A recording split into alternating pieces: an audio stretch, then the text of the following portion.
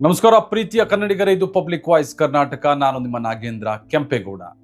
ಒಬ್ಬ ವ್ಯಕ್ತಿ ಒಂದು ದೇಶದ ಪ್ರಧಾನಿ ಆಗಬಹುದು, ಸಾವಿರಾರು ಜನರ ನಾಯಕ ಆಗಬಹುದು, ಲಕ್ಷಾಂತರ ಜನರ ಪ್ರೀತಿಯನ್ನು ಕೂಡ ಗಳಿಸಬಹುದು. ಆದರೆ ಅವರ ಜೀವನದ ಅತಿ ದೊಡ್ಡ ಶಕ್ತಿ ಯಾರು ಗೊತ್ತಾ?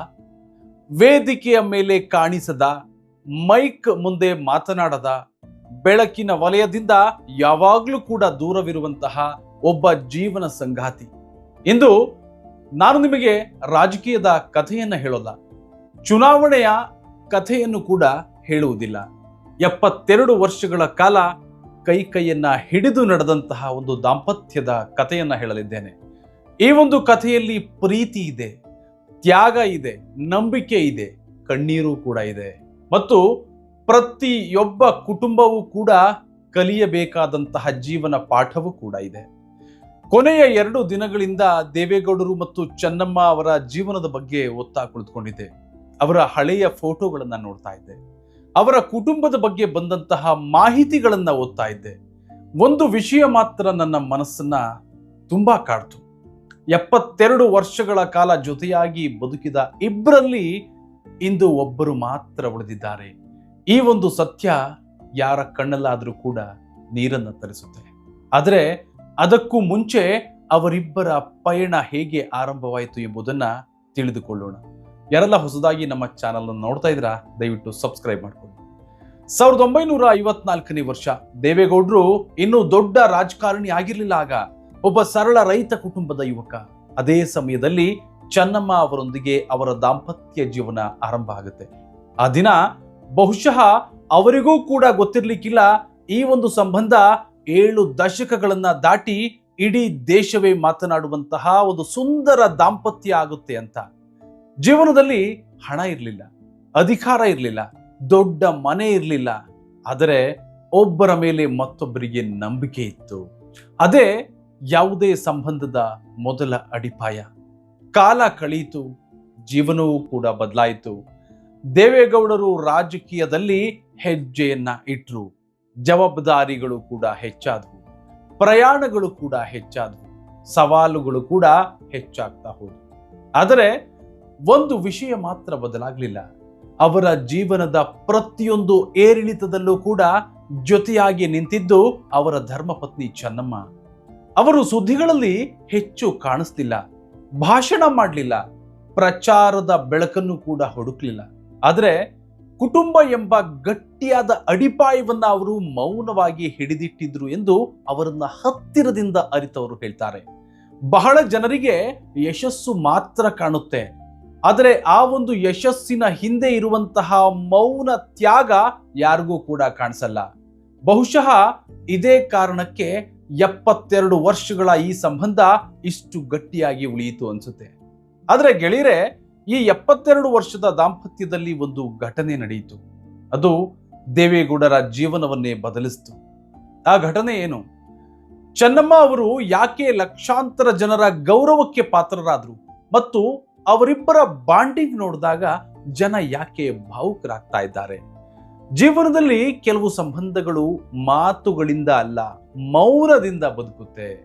ದೇವೇಗೌಡರು ಸಾರ್ವಜನಿಕ ಜೀವನದಲ್ಲಿ ಎಷ್ಟು ಬ್ಯುಸಿ ಆಗಿದ್ದಾರೋ ಅಷ್ಟೇ ಮೌನವಾಗಿ ಕುಟುಂಬವನ್ನು ಕೂಡ ಕಾಪಾಡುವಂತಹ ಜವಾಬ್ದಾರಿಯನ್ನ ಚೆನ್ನಮ್ಮ ಅವರು ನಿಭಾಯಿಸಿದ್ರು.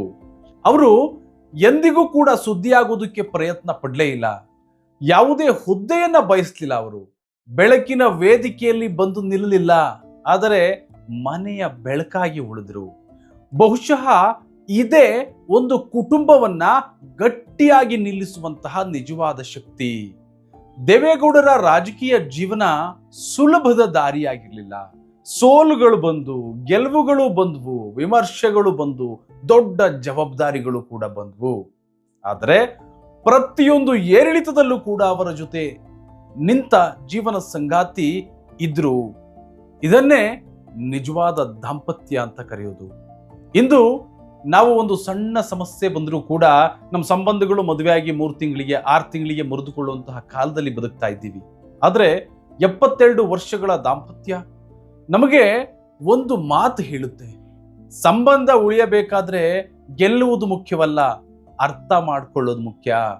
ಒಮ್ಮೆ ಯೋಚಿಸಿ, ಮನೆಯಲ್ಲಿರುವಂತಹ ತಂದೆ ಅಥವಾ ತಾಯಿ ಅಥವಾ ನಿಮ್ಮ ಜೀವನದ ಸಂಗಾತಿ ಅವರು ಪ್ರತಿದಿನ ನಮ್ಮ ಸಂತೋಷಕ್ಕಾಗಿ ಎಷ್ಟು ಸಣ್ಣ ಸಣ್ಣ ತ್ಯಾಗಗಳನ್ನು ಮಾಡ್ತಾರೆ.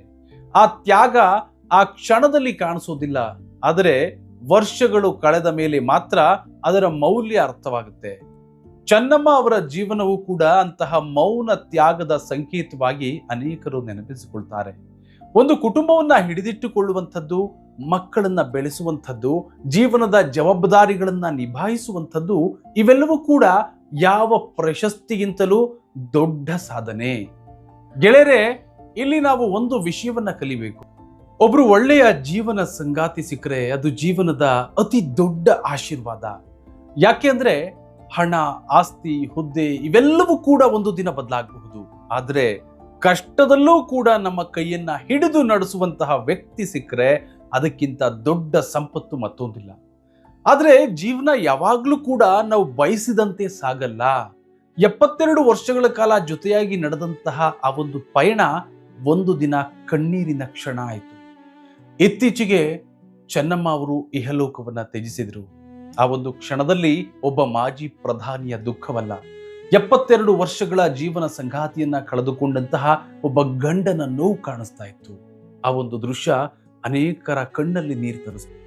ಈ ಒಂದು ಘಟನೆಯ ನಂತರ ದೇವೇಗೌಡರು ಪ್ರತಿಯೊಂದು ಕುಟುಂಬಕ್ಕೂ ಯಾವ ಮೌನ ಸಂದೇಶವನ್ನ ನೀಡಿದ್ದಾರೆ. 72 ವರ್ಷದ ದಾಂಪತ್ಯ ನಮಗೆ ಕೊನೆಗೆ ಹೇಳುವಂತಹ ಜೀವನದ ಪಾಠ ಏನು? ಗೆಳೆಯರೇ, ಜೀವನದಲ್ಲಿ ಕೆಲವು ವಿದಾಯಗಳು ನಮ್ಮ ಕಣ್ಣಲ್ಲಿ ಕಣ್ಣೀರನ್ನ ತರಿಸ್ತವೆ, ಆದರೆ ಕೆಲವು ವಿದಾಯಗಳು ನಮ್ಮ ಹೃದಯದಲ್ಲೇ ಶಾಶ್ವತವಾದಂತಹ ಖಾಲಿತನವನ್ನ ಬಿಟ್ಟು ಹೋಗುತ್ತೆ. 72 ವರ್ಷಗಳ ಕಾಲ ಸುಖದಲ್ಲೂ ದುಃಖದಲ್ಲೂ ಏರಿಳಿತದಲ್ಲೂ ಒಬ್ಬರ ಕೈಯನ್ನ ಇನ್ನೊಬ್ಬರು ಬಿಡದೆ ಜೊತೆಯಾಗಿ ನಡೆದಂತಹ ಇಬ್ಬರು ಇಂದು ವಿಧಿಯ ಮುಂದೆ ಬೇರೆ ಬೇರೆ ದಾರಿಯಲ್ಲಿ ನಿಲ್ಬೇಕಾಯಿತು. ಇತ್ತೀಚೆಗೆ ಶ್ರೀಮತಿ ಚೆನ್ನಮ್ಮ ಅವರು ಇಹಲೋಕವನ್ನ ತ್ಯಜಿಸಿದ್ದಾರೆ. ಈ ಒಂದು ಸುದ್ದಿ ದೇವೇಗೌಡರ ಕುಟುಂಬಕ್ಕೆ ಮಾತ್ರ ಅಲ್ಲ, ಅವರನ್ನ ಪ್ರೀತಿಸ್ತಾ ಇದ್ದಂತಹ, ಗೌರವಿಸ್ತಾ ಇದ್ದಂತಹ ಸಾವಿರಾರು ಜನರ ಮನಸ್ಸಿಗೂ ಕೂಡ ನೋವನ್ನ ತಂದಿದೆ. ಅಂತಿಮ ದರ್ಶನಕ್ಕೆ ಬಂದಂತಹ ಜನ ಮೌನವಾಗಿ ನಿಂತಹ ದೇವೇಗೌಡರು ಕುಟುಂಬದವರ ಕಣ್ಣೀರು ಈ ದೃಶ್ಯಗಳನ್ನ ನೋಡಿದಾಗ ಒಂದು ಸತ್ಯ ಮಾತ್ರ ಮನಸ್ಸಿಗೆ ಬರುತ್ತೆ.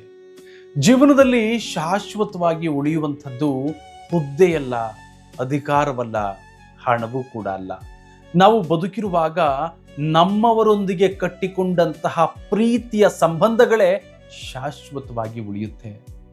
ಸ್ನೇಹಿತರೆ, 72 ವರ್ಷಗಳ ದಾಂಪತ್ಯ ಇದು ಕೇವಲ ದೇವೇಗೌಡ ಮತ್ತು ಚೆನ್ನಮ್ಮ ಅವರ ಕಥೆಯಲ್ಲ. ಪ್ರತಿಯೊಂದು ಕುಟುಂಬವೂ ಕೂಡ, ಪ್ರತಿಯೊಬ್ಬ ಗಂಡ ಹೆಂಡತಿಯು, ಪ್ರತಿಯೊಬ್ಬ ಮಗ ಮಗಳು ಕಲಿಯಬೇಕಾದಂತಹ ಜೀವನದ ಪಾಠ.